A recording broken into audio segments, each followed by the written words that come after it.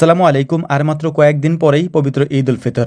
এই মুহূর্তে কাজের চাপ অনেক বেশি থাকার কারণে হঠাৎ করেই সিদ্ধান্ত নিয়েছি আমাদের পেঁয়াজগুলি উঠিয়ে ফেলতে হবে, কারণ ঈদের পরে খামারের কাজের চাপ অনেক বেড়ে যাবে।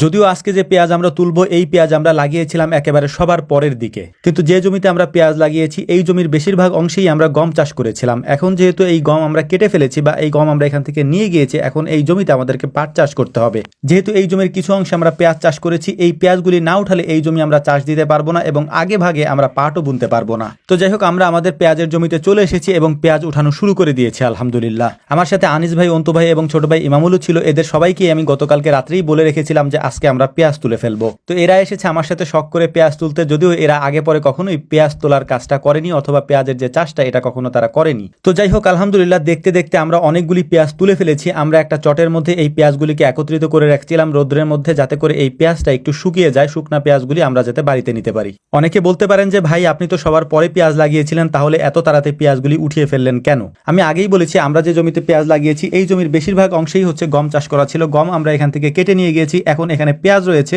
এই পেঁয়াজগুলিকে খুব দ্রুত নাও তুলতে পারলে এখানে আমরা পাট বুনতে পারবো না। আপনারা দেখতেই পাচ্ছেন আমাদের যে পাশের জমি রয়েছে ওই জমিতে পাট বুনে তারপর পানিও দিয়ে দেওয়া হয়েছে। এজন্যই মূলত হচ্ছে আমাদের এই পেঁয়াজগুলো একটু দ্রুত আমরা তুলে ফেললাম। তো যাই হোক, আলহামদুলিল্লাহ আমরা যেহেতু একেবারে ভোরে এসেছি, ভোরে আসার পরে এই পেঁয়াজগুলি তুলতে তুলতে আমাদের বেলা হয়ে গেছে। যদিও প্রচন্ড রোদ, এই রোদের মধ্যে কাজ করতে সবারই অনেক সমস্যা হচ্ছিল, তারপরেও এই কাজগুলি আমাদেরকে আজকে শেষ করে যেতেই হবে। আমরা পাশেই হচ্ছে আমাদের যে ট্রাক্টর ছিল এই ট্রাক্টরটা বলে রেখেছিলাম যে আমরা এখান থেকে পেঁয়াজ নিয়ে যাওয়ার সাথে সাথেই এই জমিটা যেন ট্রাক্টর দিয়ে ওনারা চাষ দিয়ে দেয়, যাতে করে পরবর্তীতে এখানে আমাদেরকে আর আসতে না হয়, আমরা শুধু পাট বোনার সময় আসবো। তো ওনাদেরকে বললাম যে পাশেই আমাদের আরো দুইটা জমি ছিল ওই জমি চাষ দেওয়ার জন্য, ততক্ষণে আমরা এই পেঁয়াজগুলিকে বস্তাবন্দি করে ফেলি, তারপর ওনারা এসে যেন চাষ দেয়। প্রচন্ড রোদ, এই রোদের মধ্যে কাজ করতে সবারই একটু সমস্যা হচ্ছিল, কারণ সবাই যেহেতু রোজা, তার উপরে এই রোদের মধ্যে ভ্যাপসা গরম তো আছেই। তো আমরা পেঁয়াজগুলিকে বস্তার মধ্যে ভরে তারপর হচ্ছে আইলের একটা সাইডে রেখেছি, যাতে করে ওনারা এসে জমি চাষ দেয়। চাষ দেওয়ার পরে আমরা এখান থেকে চলে যাব বস্তাগুলি নিয়ে। তো একটা বিষয় এখানে আপনাদেরকে জানিয়ে রাখি, সেটা হচ্ছে আমরা যে জমিতে পেঁয়াজ চাষ করেছি এইটা মূলত পেঁয়াজ চাষের জমি না। আপনারা দেখতে পাচ্ছেন যে নিচের যে জমিগুলি আছে ওই জমিগুলিতে মূলত হচ্ছে আমাদের এদিকে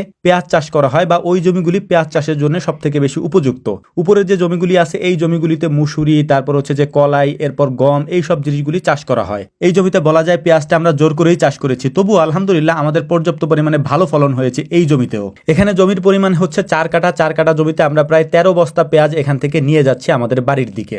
ভিডিওতে এখন যে দৃশ্যগুলি আপনারা দেখতে পাচ্ছেন এটাই ছিল আমাদের এই পুরো কাজের মধ্যে সব থেকে কষ্টের একটা কাজ, কারণ রোজা রেখে এত দূর পর্যন্ত এটাকে বয়ে নিয়ে যা, মানে এই বস্তাগুলি বয়ে তারপর রাস্তা পর্যন্ত নিয়ে আসা সব থেকে বেশি কষ্টকর একটা ব্যাপার ছিল। এমনিতে রমজান মাস না হয়ে নর্মাল দিন হলে আমাদের জন্য তেমন কোনো সমস্যা ছিল না, কারণ হচ্ছে যে এই গরমের মধ্যে আমাদের পানি খাওয়ার একটা সুযোগ থাকতো। তো যাই হোক, তবুও আলহামদুলিল্লাহ জোহরের আজানের আগেই আমরা কাজগুলি কমপ্লিট করতে পেরেছি এবং এই বস্তাগুলিকে আমরা আমাদের যে ভ্যান রয়েছে ভ্যানের উপরে সাজিয়ে এখন এগুলিকে নিয়ে যাব হচ্ছে আমাদের বাড়ির দিকে। আজকে আমাদের সাথে যে দুইজন মেহমান কাজ করলেন এরা মূলত হচ্ছে এই কাজের লোক না, মূলত তারপরেও শখ করে তারা এসেছিলেন এবং আজকের কাজটা তারা খুব উপভোগ করেছেন আলহামদুলিল্লাহ। তারপর অনেক ক্লান্ত হয়ে গিয়েছেন, আপনারা তাদের জন্য দোয়া করবেন। এর পাশাপাশি আমাদের জন্য দোয়া করবেন, আল্লাহ তাআলা যেন আমাদের খামারে বারাকা দান করেন। আমরাও আপনাদের জন্য দোয়া করি, আল্লাহ তাআলা যেন আপনাদের যে যে পেশায় আছেন সেই পেশায় বারাকা দান করেন। আসসালামু আলাইকুম ওয়া রাহমাতুল্লাহ।